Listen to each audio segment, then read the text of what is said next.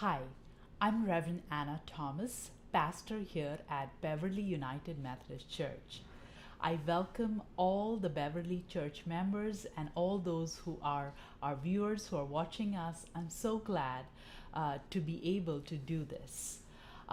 This Sunday on August 2nd, we'll be celebrating communion, and I welcome you for worship. We have in person worship, but also if you are watching us online, celebrate communion with us. This coming Sunday, the theme of the service is Feeding the 5,000. Jesus is feeding the 5,000, taken from the Gospel of Matthew, chapter 14, verses 13 to 21. Beautiful theme where Jesus takes just 2 loaves of bread and 5 fish and is able to feed great many people. A wonderful miracle. But what does that have to do to us? In this time of COVID 19, in this time of uncertainty, socially distant world, unknown, we all are experiencing difficult times. Now, how does that mean to us? How does this story, this miracle story, reflect on our life, on our faith? When I think about it, I reflected on it and I thought about two questions that came to my mind. How are you feeding your soul? Feeding your soul is an important topic for us. This story is about Jesus feeding those who are lost, those who are hungry. And maybe it is a story about what is important for us, how do we feed our soul, and what is our spiritual diet? What does it consist of? What sustains you during these times? Richard Rohr, a Franciscan priest, says, a spiritual writer says, our soul is the blueprint inside every living thing that tells it what it is and what we can become. It is the very essence of who we are and what we can become. So let me ask you a question. What is your soul food? What nurtures you, nourishes you, refreshes you, rejuvenates your faith? Many times our spiritual diet is not well thought and well planned, but just a hodgepodge, a mixture of anything and everything.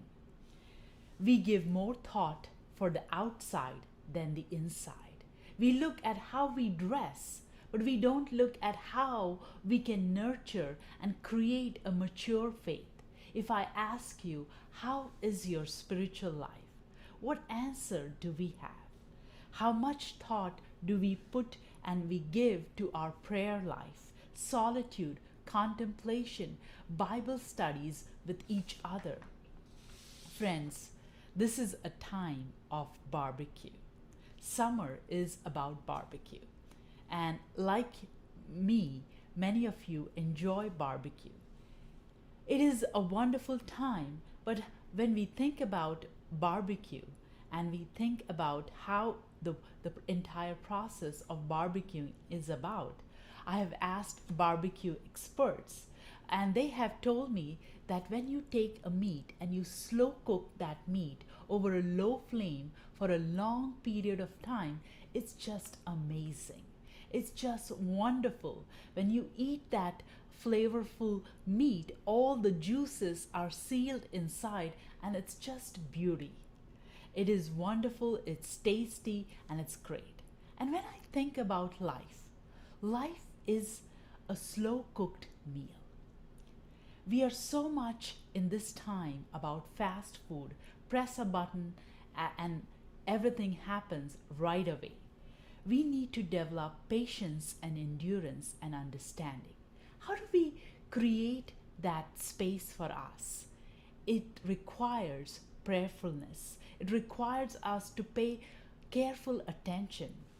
Maybe, friends, it is a commitment that we make to ourselves and to God, saying that we are going to pay attention to what that soul food means to us.